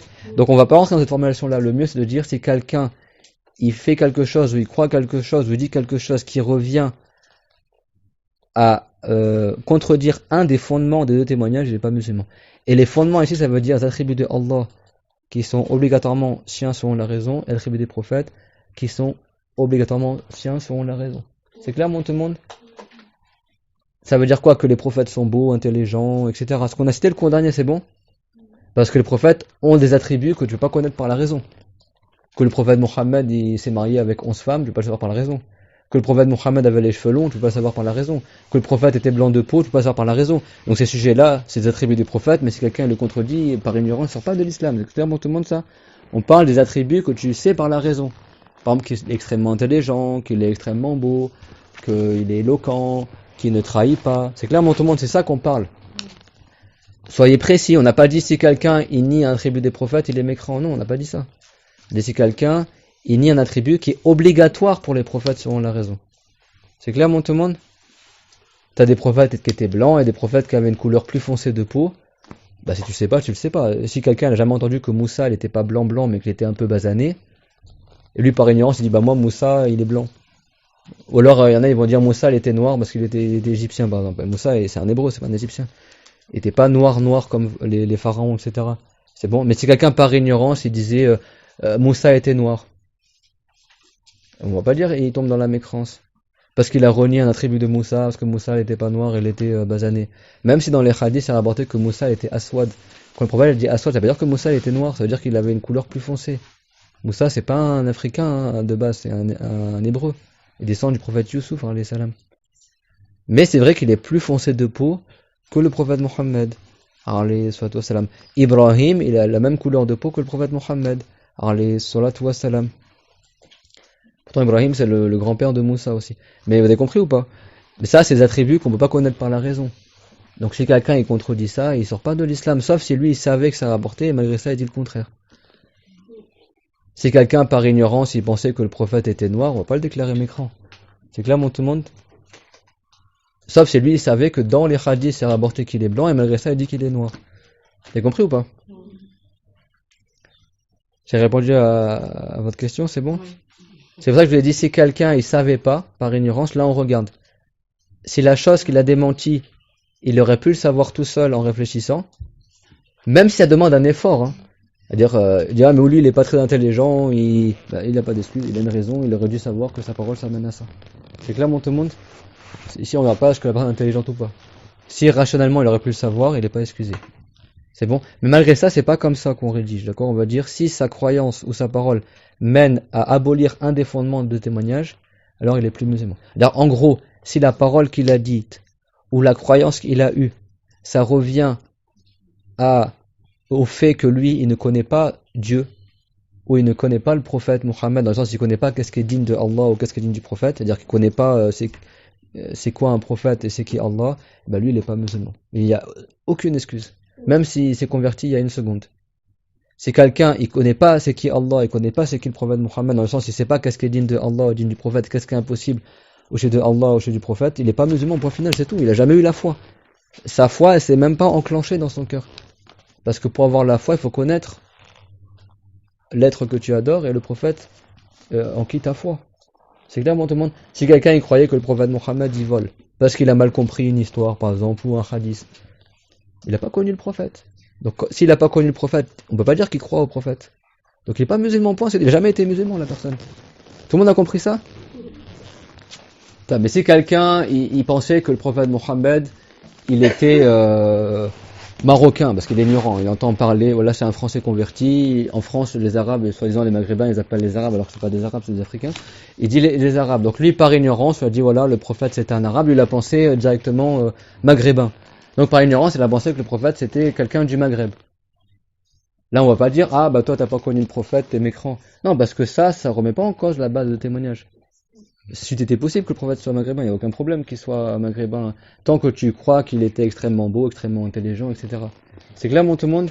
Il y a bien des prophètes qui étaient hébreux, il y a des prophètes qui étaient arabes, des prophètes qui étaient non arabes. Voilà, donc c'est pas un devoir selon la raison que le prophète soit arabe. C'est clair? Mais par contre, c'est obligatoire selon la raison que le prophète, il n'a pas quelque chose qui va suivre les gens de l'islam.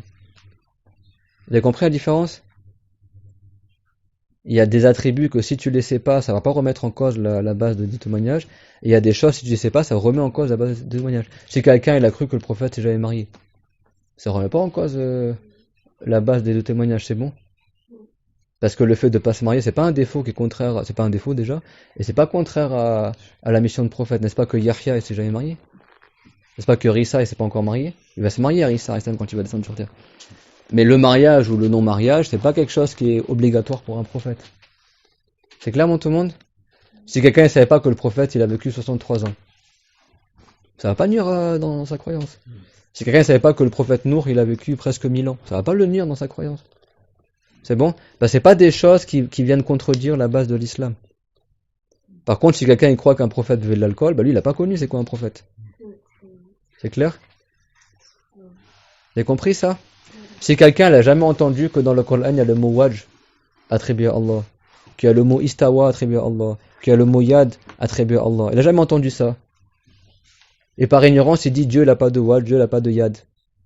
Ça remet pas en question la base de la foi. C'est bon? Parce que lui, il pense que le mot yad, ça veut dire la main, ou le visage, tout comme ça. C'est clair, tout le monde? Par contre, si quelqu'un dit Dieu ne voit pas, ou Dieu ne sait pas, ou Dieu ne peut pas, faire attention. Hein. Quand on dit qu'une chose est impossible chez Allah, on ne dit pas Dieu ne peut pas faire ça. Non, on dit ça c'est impossible chez Allah. Ça veut dire Dieu ne peut pas. Parce que ne peut pas, ça veut dire que Dieu serait faible. Voilà, c'est clair, tout le monde, ça? Donc là, si quelqu'un dit Dieu ne sait pas, ou Dieu ne peut pas, ou Dieu ne voit pas, ou Dieu n'entend pas, ou bah lui il n'a pas connu Allah. C'est clair mon tout le monde? Mais vous avez vu ça, c'est très peu de sujets dans la religion dont la personne n'est pas excusée pour son ignorance. La plupart des sujets de la religion, la personne ne le sait que par la transmission orale. C'est clair mon tout le monde? C'est bon tout le monde a noté? On termine par une super information qui va vraiment, on va citer la vie Inch'Allah. C'est très très simple. Dans la religion, c'est quoi les 5 jugements dans la religion? L'obligatoire, le recommandé, l'interdit, le déconseillé et l'indifférent. Mubah, l'wujub, l'ijab, l'istirbab, tahrim, al-karaha, wal-ibaha. Les 5 jugements. Qu'est-ce qui est permis, qu'est-ce qui est obligatoire, qu'est-ce qui est interdit, qu'est-ce qui est recommandé, qu'est-ce qui est déconseillé et qu'est-ce qui est ni l'un ni l'autre. C'est bon, indifférent. C'est bon, tout le monde dit c'est ça. Dans la religion, tu vas dire ça c'est permis, ça c'est interdit, ça c'est obligatoire, machin. Et bah tout ça là, tout ça regroupe plein de choses. Hein. Ces 5 jugements là, c'est pas la peine de te prendre la tête, tu ne le sauras toujours que par transmission. C'est clair? Tout le monde a compris ça?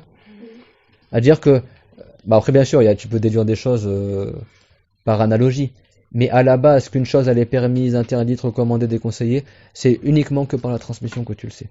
Donc si quelqu'un par ignorance, il a contredit un des 5 jugements qu'on a cités, par exemple il a rendu obligatoire un truc qui était interdit, ou il a rendu obligatoire un truc qui était déconseillé, ou un truc qui était recommandé, bref comme ça, il a changé un jugement de la religion par ignorance, en pensant que sa parole était conforme à l'islam. Si lui il fait ça par ignorance, il tombera jamais dans la mécréance. Mais après c'est haram qu'il fasse ça bien sûr. C'est clair? À dire que tous les jugements religieux, on ne le sait uniquement que par la transmission. C'est clair mon tout le monde? Donc ça veut dire que pour les jugements religieux, si quelqu'un il a dit par ignorance, il tombera jamais dans la mécréance à la base. Mais il tombe dans le grand péché d'avoir dit un faux jugement. C'est clair? Sauf, tout le monde a compris jusque là ou pas? Dans la croyance, il y a des détails. La croyance, les 3/4 des sujets de la croyance, tu le connais que par transmission. Sauf attribut obligatoire selon la raison pour Allah, attribut obligatoire selon la raison pour le prophète. Parce que si quelqu'un contredit dans ça, ou il doute dans ça, même s'il doute hein, simplement. Est-ce que vraiment... Et ben lui, il n'a pas connu Dieu ni son messager. Donc comment il n'a même pas eu la foi en fait. Donc il n'est pas musulman pour le final. C'est bon? Tout ce qui est autre que ça, on le connaît que par transmission. Que ce soit dans la croyance ou dans les lois. C'est bon? Mais même les jugements, les 5 jugements, on les connaît que par transmission. C'est clair? Tout le monde a noté ça, tout le monde a compris ça? Mais il faut faire attention, parce que des fois, quand tu connais un jugement, tu peux facilement déduire un autre jugement. Rationnellement. Mais là, tu l'as pas su tout seul avec la raison. Tu l'as su à partir d'une chose que tu connais dans la religion et tu déduis. Donc là, on ne dit pas que c'est quelque chose que tu connais tout seul par la raison. Tu le connais à partir d'une base. Donc je termine juste par un exemple. Dans le Coran, Dieu l'a dit, c'est-à-dire ne dis fais pas comme ça à tes parents, ne soupire pas devant tes parents, c'est haram. C'est bon? Donc c'est haram de soupirer devant ses parents. C'est bon? Dans le Coran, c'est pas marqué c'est haram d'insulter ses parents, c'est pas marqué c'est haram de frapper ses parents. C'est bon? Mais si quelqu'un il sait que dans le Coran, c'est rapporté que c'est haram de soupirer. Ça veut dire ne soupire pas devant tes parents, ne fais pas comme ça devant tes parents et ne leur parle pas durement.